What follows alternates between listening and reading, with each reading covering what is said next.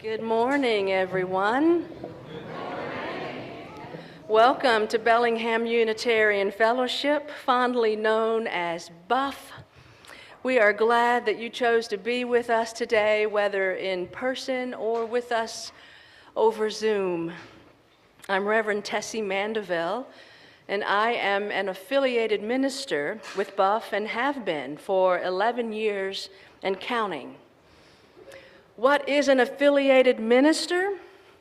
I'm glad you asked. And we'll get to that in just a couple of moments. It is my pleasure and privilege to be serving as co-worship leader with our new contract minister, Sunny Joy McMillan, who has been with us for just a little bit over a month now. She says that we can call her Sunny or Sunny Joy, and she'll answer to both. I find myself calling her Sunny Joy because she is originally from Texas, and I'm originally from South Carolina, and well, our people, we do love a good double name. Bless our hearts. So she is Sunny Joy to me. I have a few announcements to highlight. We have a potluck on the third Sunday, so that will be next week, November 16th, in the social hall. We invite you to bring a dish to share as you're able to. Come enjoy some good company, some good conversation, perhaps even make a new friend. We will be having a Thanksgiving dinner at 1 p.m. on Thanksgiving Day, November the 27th. Beloved Buff member Mark Allen will be hosting that, and he asks that you RSVP with him, and his contact information is in the order of service. And after the service today, we invite everyone to join us downstairs for coffee and conversation. And if you're with us on Zoom, we invite you to stick around after the service and have coffee and conversation with one another. And so you asked me, what is an affiliated minister? Most often we are ordained clergy within Unitarian Universalism who support the work of the senior or the contract minister, while having our own forms of ministry within and beyond the walls of the congregation. For instance, you see me leading worship, preaching, and offering pastoral care from time to time. In addition to this, I worked as the palliative care chaplain for almost 9 years at St. Joseph Medical Center. I also served Free Church Unitarian for a brief period of time. Now, I'm in private practice as an interfaith spiritual director.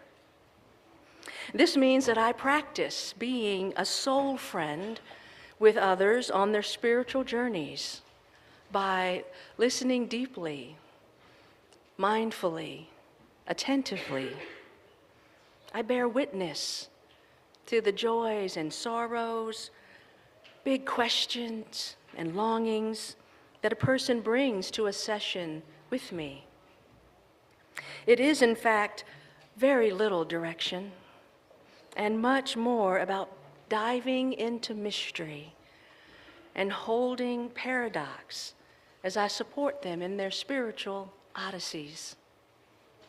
You could say that I have a personal and professional affinity for matters of the Spirit, for making meaning of our lives, for doing the hard and necessary work of tending our souls, for connecting to ourselves, to each other, and to that which we name as larger than all of it.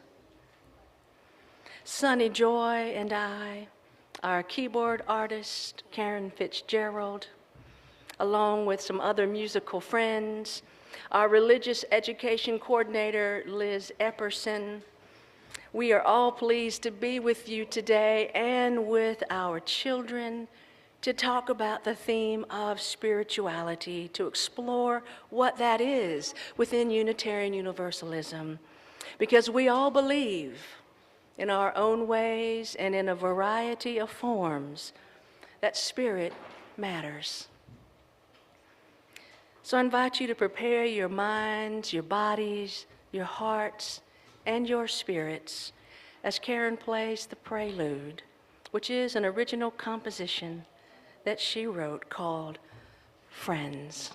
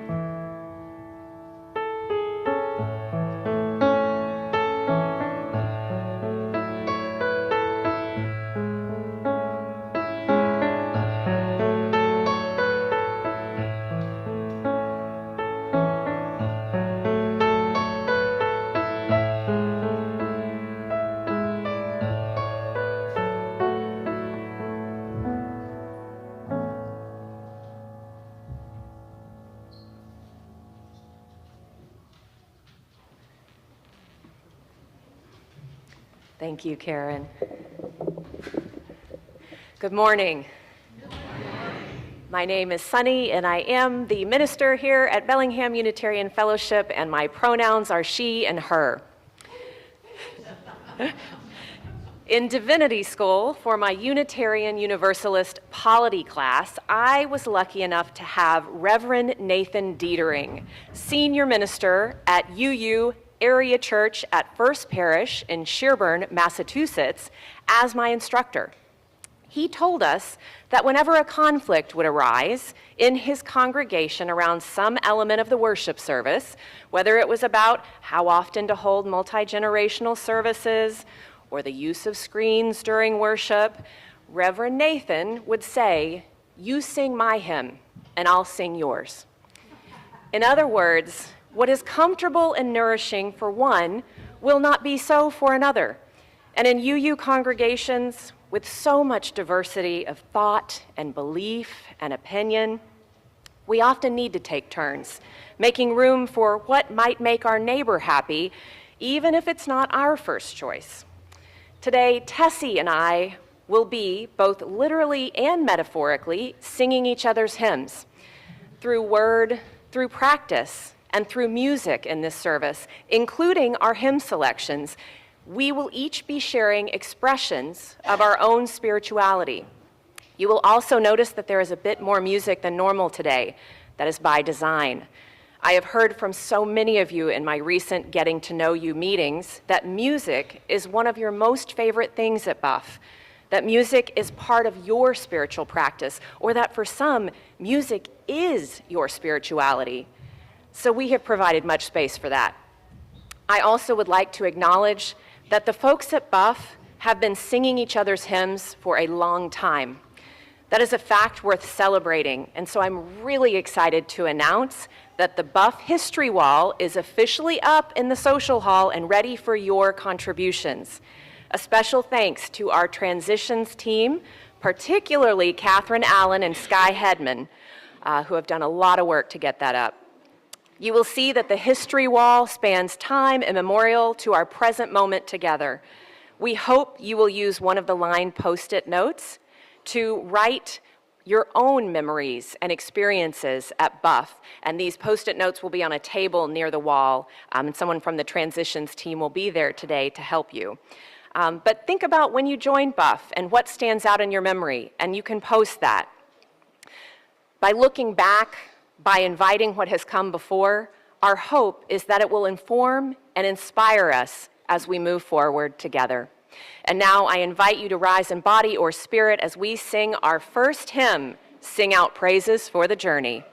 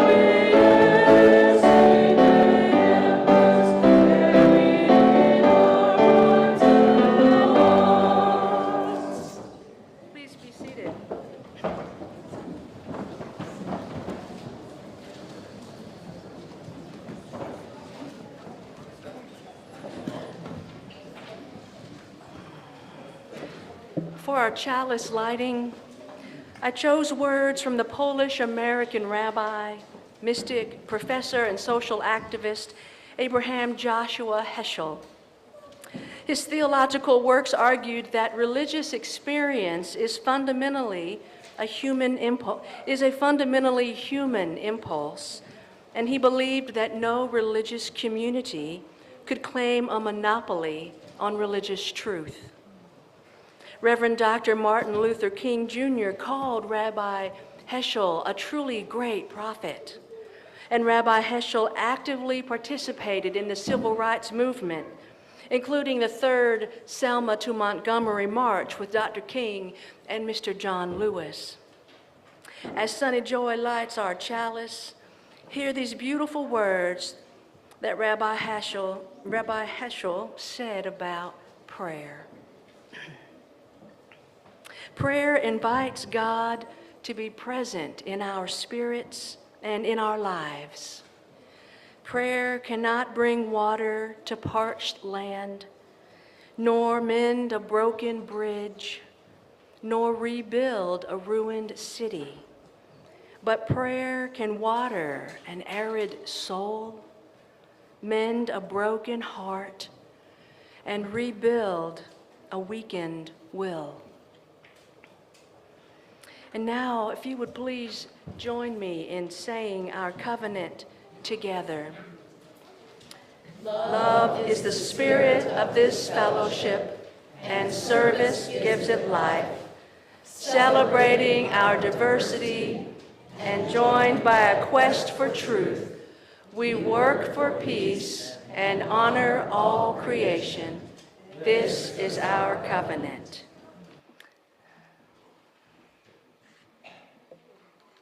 Good morning. I'm Liz Epperson. I'm the Religious Education Coordinator here, meaning I run the Religious Explorers program for our kids on Sundays. And I wanted to invite our kids out there and here to maybe come a little more toward the center for what we're going to do today.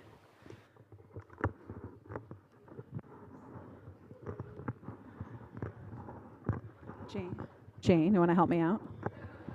That's my...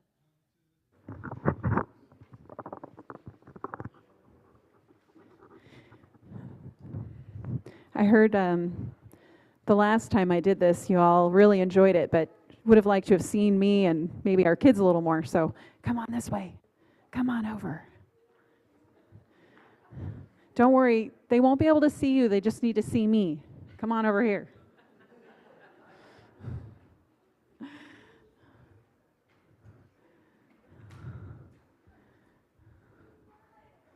Thanks, everyone. Okay. All right. Hi, friends. Good morning. It's so good to see you all. Okay. So you all remember what this is, right? Someone remember what this is called? A mystery box. Yes, the mystery box or the wonder box. And this is something that we do upstairs for our Soul Matters curriculum when we're introducing our theme for the day and the month. So for the month of November, as you could probably guess, the theme would be gratitude. And today we're going to focus on an aspect of gratitude, and a clue about that is in this box. Should I give it a shake? Okay. Do you want to try shaking it, Tora? Okay, Eleanor, does anyone have a guess what might? Ooh, an elephant. A piece of, a pretty heavy piece of paper. Jet peg. Could be jet peg.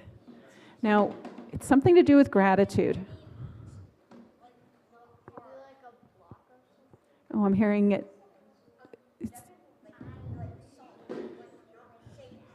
Yeah, so Tristan's noticing it. Some of these guesses aren't hard, and it sounds like it's hard, but it's not shaking much, so it's kind of big. All right, who's ready? Who's ready to find out what's in there and what it has to do with gratitude? Okay. All right, do you want to open it? Do you want to come up and open it?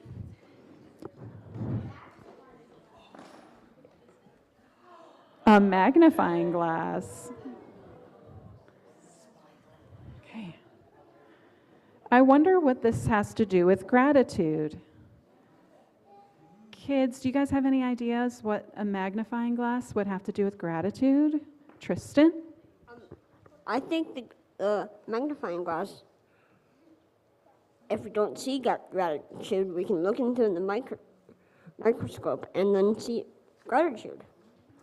Wow, thank you, Tristan. Does anybody want to add to that or have a different idea?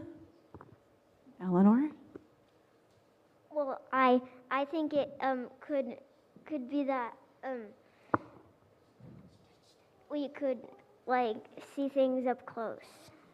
See things up close. Any grown-ups want to maybe make a guess?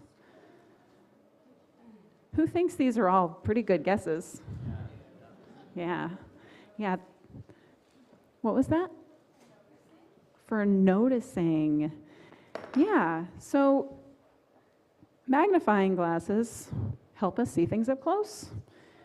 They might help us see things we would otherwise miss, like the tiny lines on a leaf or the sparkle in a rock.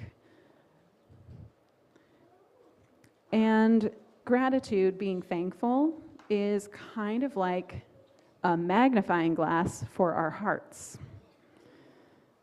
Yeah. It helps us notice the small, beautiful things in life that we might walk right past.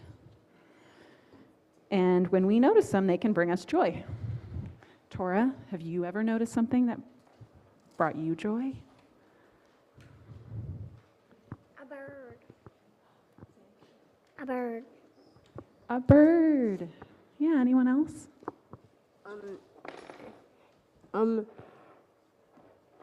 Leaves falling off trees. Oh yeah, like confetti at a party, but they go nice and slow. I like seeing all the little fish swim in the water that you might miss if you don't look close enough. Yeah, and right now the salmon are going up the river, so this is a great time to go notice some fish. A baby cat. Aww. I went on a field trip, and you want to know where the water starts? It starts at Lake Whatcom. Yeah. We went down there, and we had hard hats, and then we did an experiment with water. Wow, did that bring you joy? And the several things made the water not good for us to drink, like pollution. Yeah. In the water, we don't want plastic. Yeah, that's a really famous project we do here in the Bellingham School District for fifth graders. Okay, well, that's about what I have for us while we're in here today. But just so we can make all the grown-ups jealous, one thing we're going to do is notice chocolate. So you know what you got to do when you go upstairs. Come, safe bodies going up those stairs. And get ready to join our circle and light our chalice, and the grown-ups will sing you up.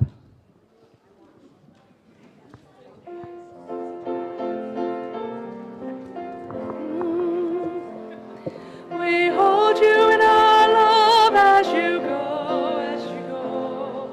May your hearts be at peace as you go. To nurture the spark of your precious life. We hold you in our love as you go. We hold you in our love as you go, as you go. May your heart be at peace as you go. To nurture the spark of your precious life. We hold you in our love as you go.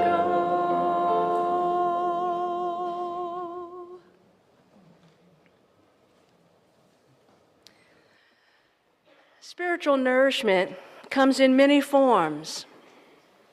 One form that I want to highlight is our Taizé service, which we hold here in the sanctuary and on Zoom the first Monday of each month at 7 p.m. It's a candlelight service where we sing simple chants, meditate, share joys and concerns, and pray. St. Augustine, an early church father, said, "Those who sing pray twice." The first time I heard that quote was almost 30 years ago at a Taizé service at the Metropolitan Community Church of San Francisco, a queer Christian church in the Castro. I was on a journey of reconciling my spirituality and sexuality after having left the Southern Baptist denomination, and I found myself in a community of LGBTQ Christians not only reclaiming God, but declaring God was wider and more expansive than any of us could ever know. And that was a balm to my soul after the judgment that had been heaped upon me and LGBTQ people for so long. And even as I say this, all these years later, I do so in the shadow of the Supreme Court deciding this weekend whether they're going to hear the case that challenges the legality of my marriage.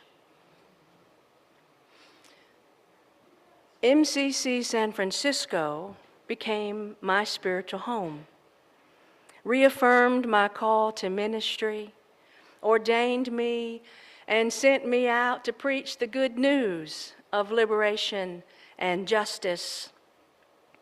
And MCC San Francisco is also a church that was devastated by HIV and AIDS.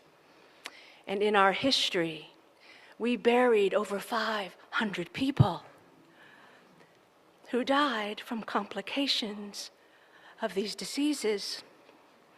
And it was here in this community that knew how to draw from deep wells of spirituality that I fell in love with Taizé. Taizé has its roots in nourishing spirituality during difficult times and in what is often referred to as the dark night of the soul. A Taizé service comes to us originally from a monastery in a small village called Taizé. It's a small village in Taizé, France, and it was started by Brother Roger and Jacques Berthier during World War II. And Jacques is best known for writing much of the music that's used at Taizé services today. And one of the most well-known songs is the prayer, Nada te turbe. And that was written by the Spanish Christian mystic, Saint Teresa of Avila. And she writes, Nada te turbe, nada te espante, quien a Dios tiene, nada le falta. Nada te turbe, nada te espante, solo Dios basta. Nothing can trouble, nothing can frighten. Those that seek God never go wanting. Nothing can trouble, nothing can frighten. God alone fills us. And to give you a little bit of history on Saint Teresa, her father was a Jewish man who was forcibly converted to Christianity. And when Teresa was 11, her mother died. And in her grief, she turned toward the Virgin Mary as her spiritual mother. And later in life, and for many years, she lived in a monastery and suffered great illnesses. Her prayer, Nada te turbe, was found in that monastery, written in her own handwriting. And many believe that it is based on the New Testament scripture in John chapter 14, where Jesus comforts his disciples because they are heartbroken over his impending death. So, how could Saint Teresa, who suffered so much, write a prayer imploring us not to let our hearts be troubled or afraid? How could Jesus, who came up against the religious and political authorities of his time, who is about to die a horrible death from a state-sanctioned execution, implore his friends to not let their hearts be troubled or afraid? How could Brother Roger and Jacques Berthier start a Taizé service during a war? How could MCC San Francisco start a Taizé service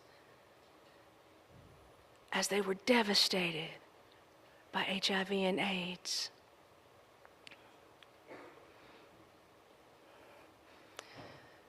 There are a lot of things about life and death that I do not understand, but this I know. Being human is hard, and we need one another.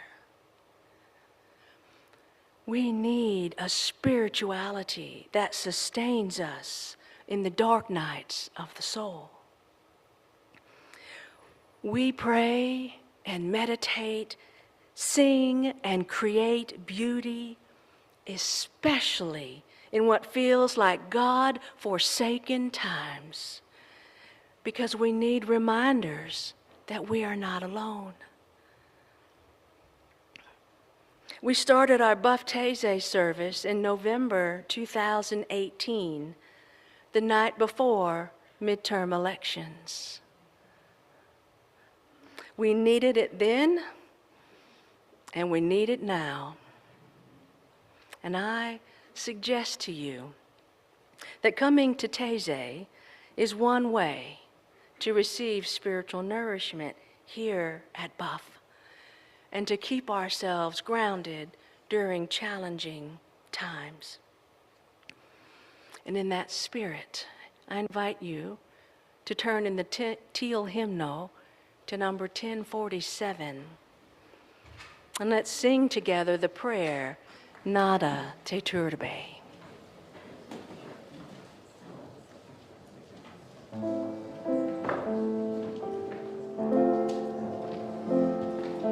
Sure, let's go right ahead as you're comfortable and rise in body and in spirit. We'll sing it through 2 times in Spanish.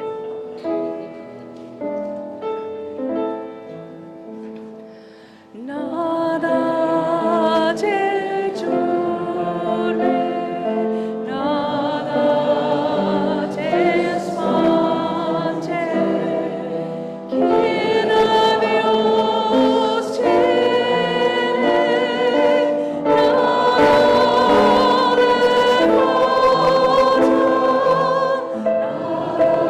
nada te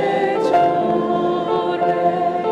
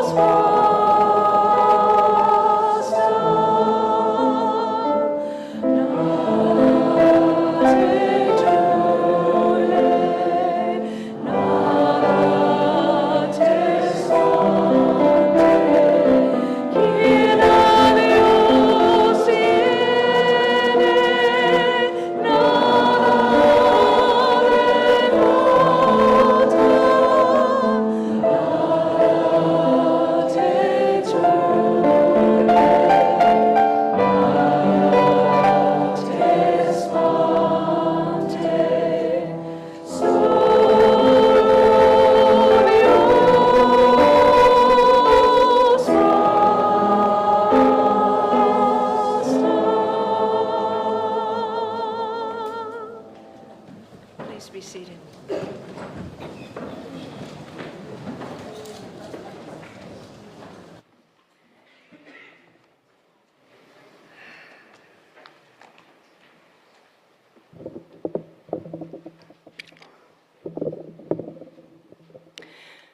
During orientation at Divinity School in fall of 2022, we were invited to attend a service at Marquand Chapel.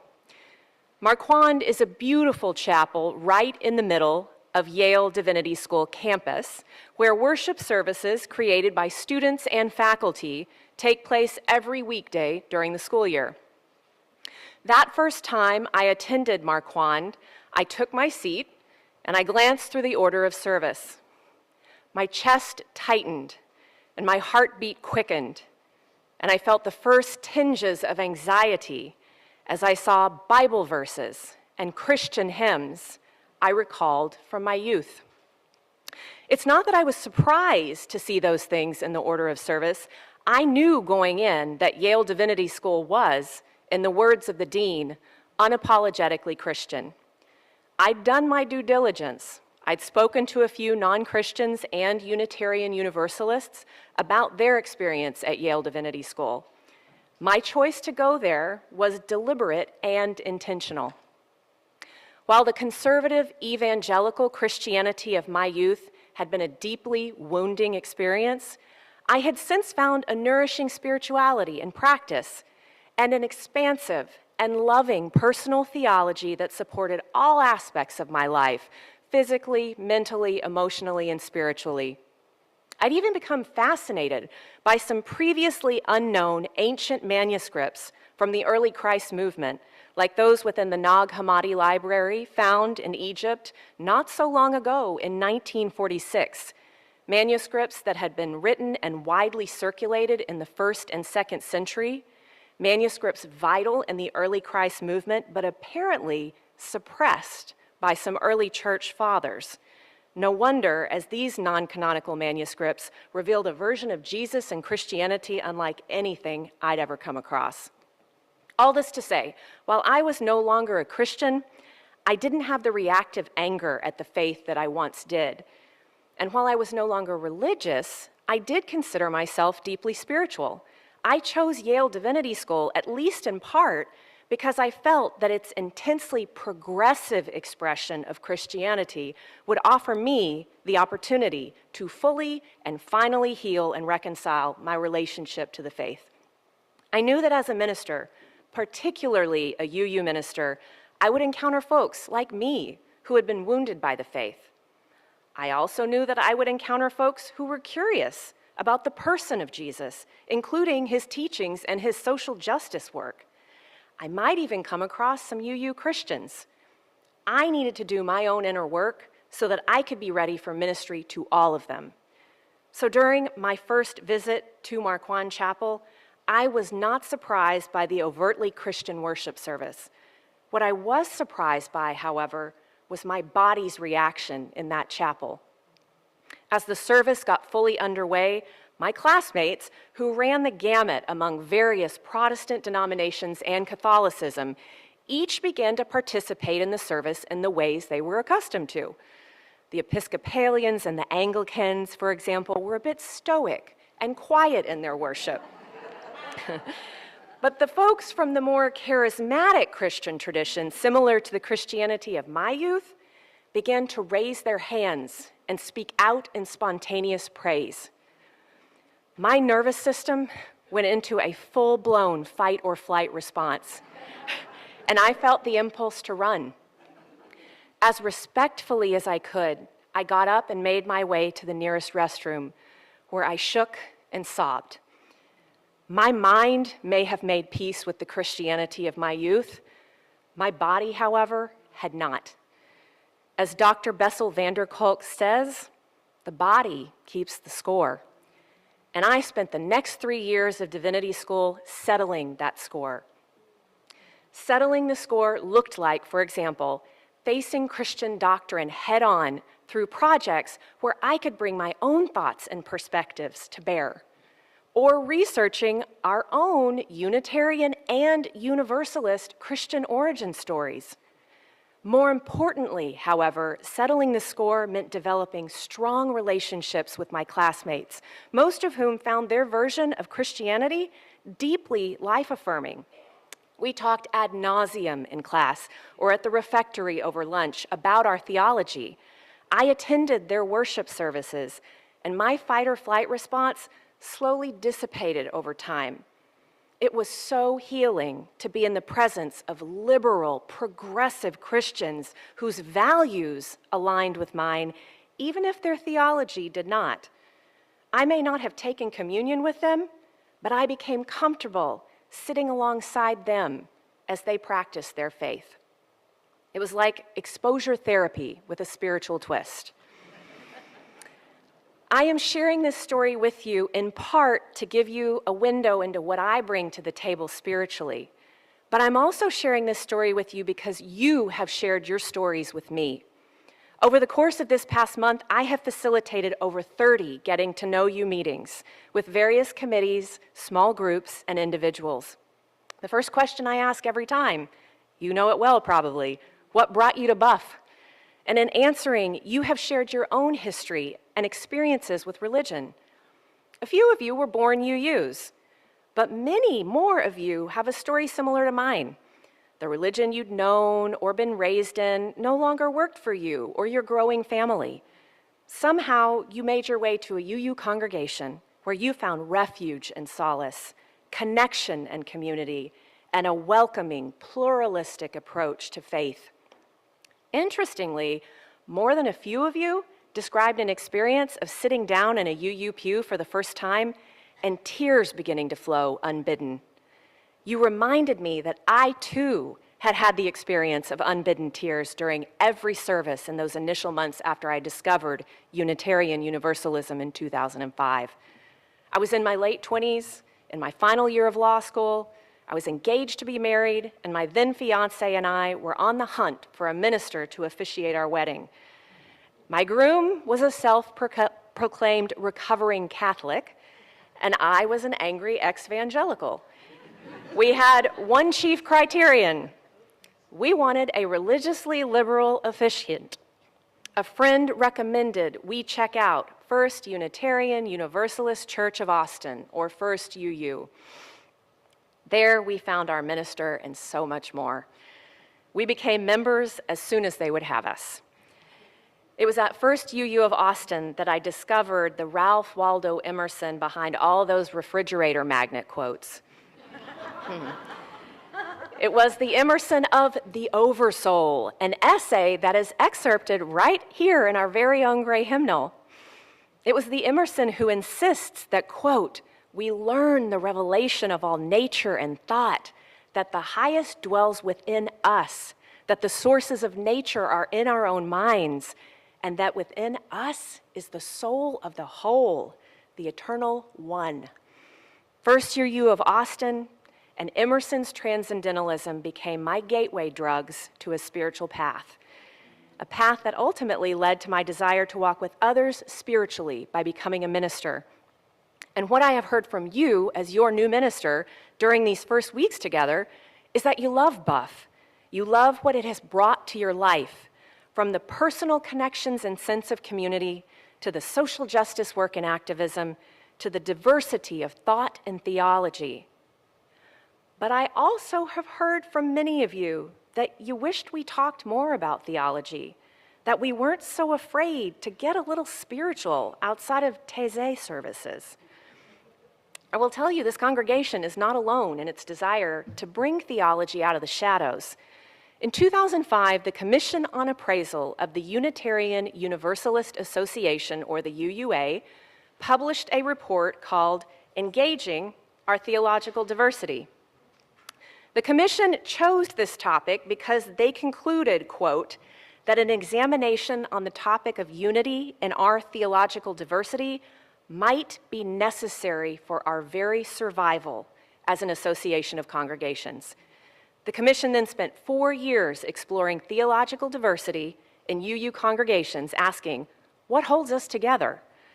Some themes emerged among their findings, one of which is summed up well in the words of an adult focus group participant featured at the very beginning of this report. Quote, we offer the hope of a spiritual journey, and we offer no tools to do it with. We stay in the head, and we don't talk to the heart. The Commission also identified that the generations coming to maturity today and in the next decades are showing a renewed interest in spirituality, and if we can catch their attention, we might again become a prominent and influential religious movement. But the Commission also found that with regard to spirituality, with rare exceptions, conversations about beliefs and theology are not regular features of our congregational life. Rebecca Parker of the Starr King School for the Ministry, one of 2 specifically UU seminaries in the United States, points to a, quote, culture of niceness, where we are so afraid of offending one another that conversation about belief and theology is stifled.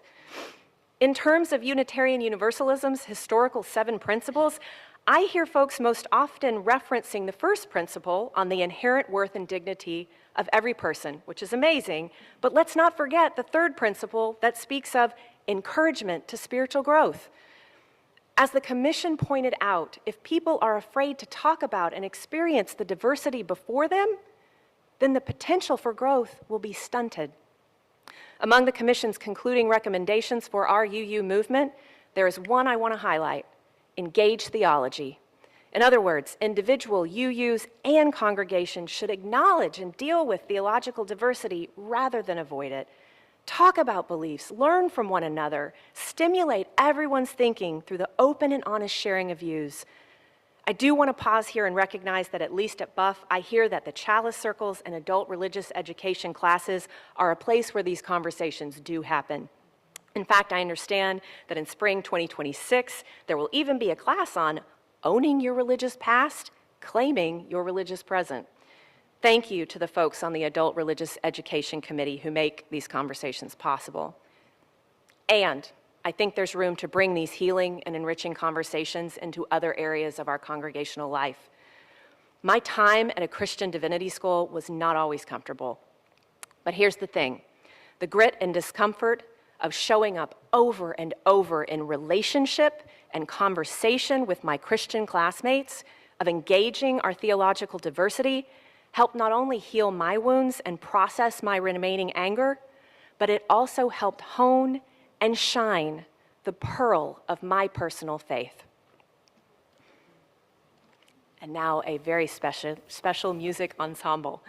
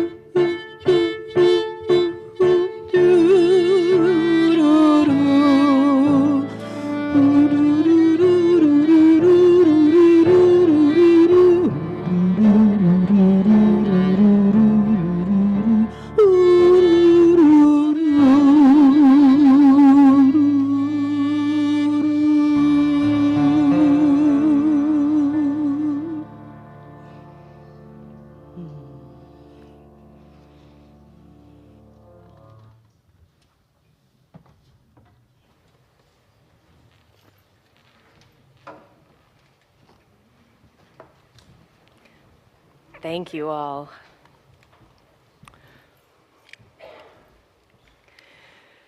That UUA commission speaking 20 years ago in this report was actually quite prescient. They were on to something in terms of predicting renewed interest in spirituality. In the 20 years since that report was published, the religious landscape in the United States has changed, and a funny thing has happened. According to a Pew Research Center report from just last year in 2024, the religiously unaffiliated, commonly known as the nuns, N-O-N-E-S,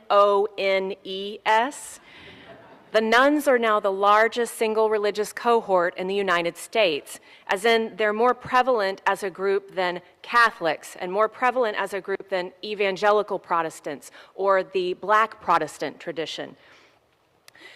The nuns now make up 28% of U.S. adults.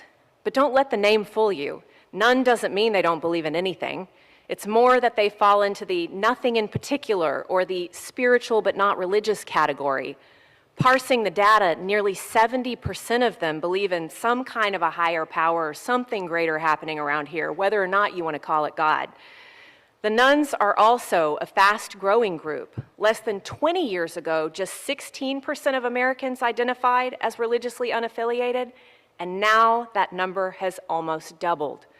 Meanwhile, American houses of worship, as we well know, are losing members.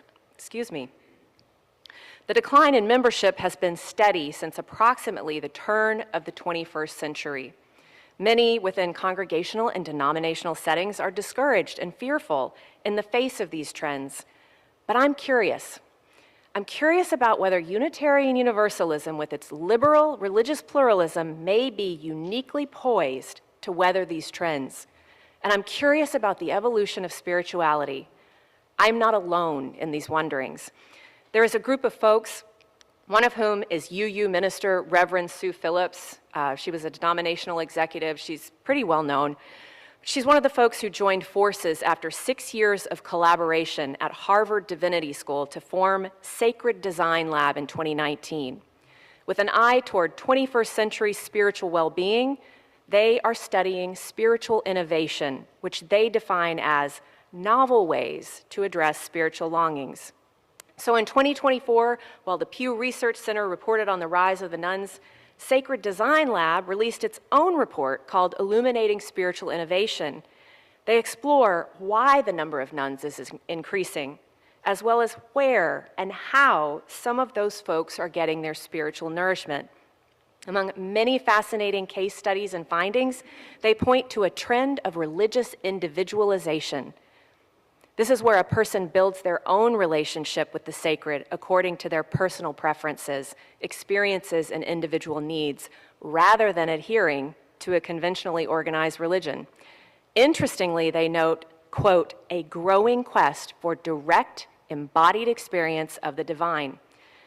When I read that, I cannot help but think of the recent changes to Article 2 of the UUA's bylaws. That also happened in 2024. And alongside all this data and research on the changing religious landscape in the US. And I apologize now to any visitors today, because talking about our association's bylaws is kind of insider baseball, but this will only take a moment. Some things definitely shifted with the changes to Article 2. As you all know, our 7 principles and the purposes became 6 shared values around love at the center. I don't want to just breeze by that change. It was big, there were big feelings about it, and I will speak to this at some point in a future sermon. But for today, I want to highlight a different aspect of the change to Article 2 because I think it directly relates to what we're doing in today's service and how spirituality is accessed and expressed in our UU tradition. I'm talking about our sources, which in the change to Article 2 became inspirations.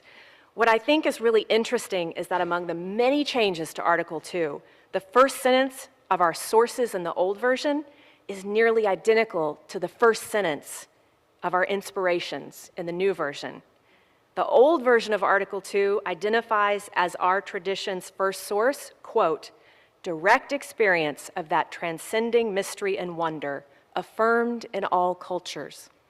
The new version of Article 2 on our tradition's inspirations begins by stating, quote, direct experiences of transcending mystery and wonder are primary sources of Unitarian Universalist inspiration.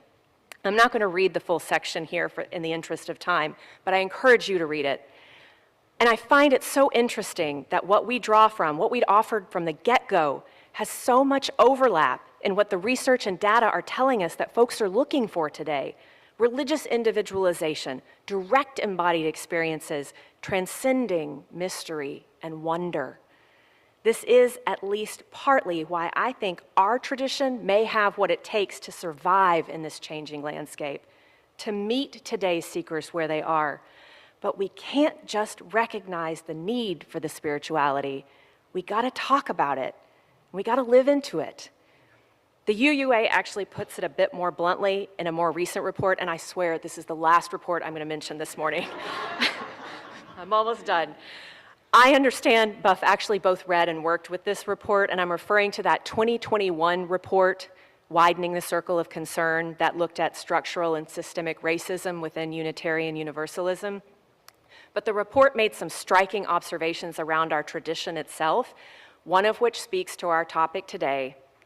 And I quote, our time as a haven or social club for those disaffected by other religions has passed. In these searing times of political division, climate change, economic polarization, and global strife, people need a sustaining faith. What that sustaining faith looks like will be different for each person in this congregation. My own theology, a theology that is inspired by everything, from Mahayana Buddhism to Hinduism, from mystical Islam to contemplative Christianity, from transcendentalism to humanism, and near-death experience literature to quantum science. My theology will be different from Tessie's, as Tessie's will be different from Karen's, as Karen's will be different from Ben's, wherever he is sitting now. You sing my hymn, and I'll sing yours. There is so much room in our tradition. There is so much potential for our future. Let us sing each other's hymns. Let us engage our theological diversity. Let us lift up our shared value of pluralism by actually talking about the plurality of belief. The world is rough right now. Let this place be a soft landing where we can be spiritually nourished, each in our own way, so we can return to the world recharged, to live the lives and to do the work that we are called to do. Let's talk about it.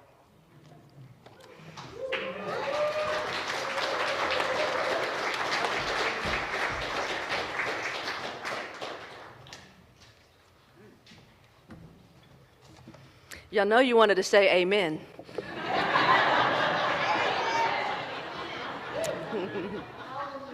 And hallelujah. So Buff is known for being generous of spirit and practicing generosity. And one of the ways that we do that is by giving financial contributions that support our work in the here and now. Another way we do that is about thinking about the future. The Reverend Marcia Volkemer and Stephanie Rains reminded us last Sunday that we are all ancestors in training. Another way to practice generosity is to consider those who are on their way, for whom we will be spiritual ancestors. And Buff has an endowment fund with a current value of approximately $285,000, and we'd like to get it to about $1 million over the next few years. John Stewart and friends are holding an endowment committee workshop next Saturday, November 15th from 9:30 to 12:30. And he's going to be out in the narthex with a flyer, and if you'd like to sign up, you can get a flyer from him and talk with him about that. But that is one way to think about our future and to practice generosity for those who are coming after us. But for right now, I invite our ushers to come forward to receive our offerings for the here and now. And for those of you who are joining us on Zoom, there will be a slide that you see that will show you how to use text to give if you would like to do that. And our address is also on that slide if you would like to mail a check. We are always appreciative of your generosity. Thank you.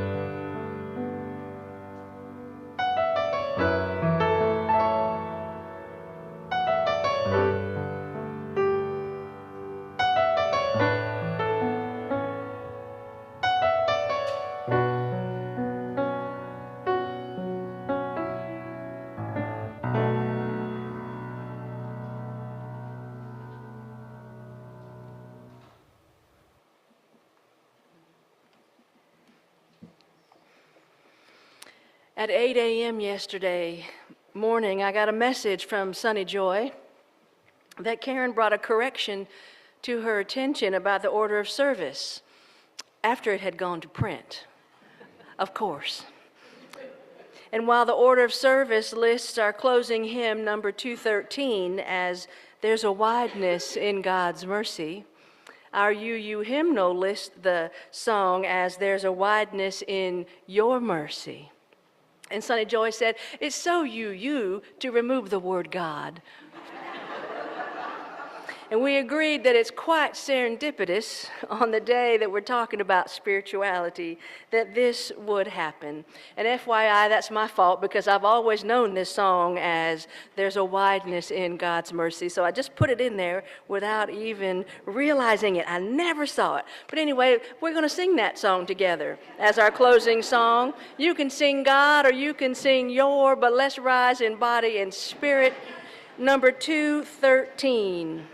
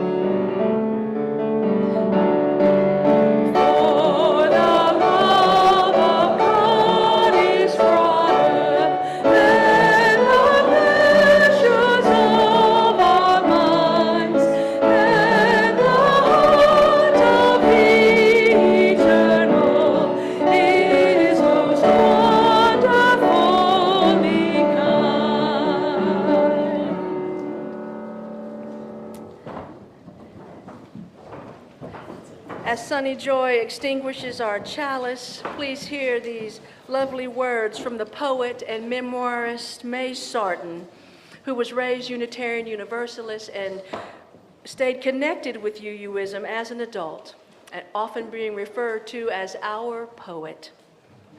And across her writings, she used gardening as a metaphor for inner growth and to invite us to cultivate our own spiritualities with tenderness and care. And she says, "Help us to be the always hopeful gardeners of the Spirit, who know that without darkness nothing comes to birth, as without light nothing flowers." And now let's circle round for freedom.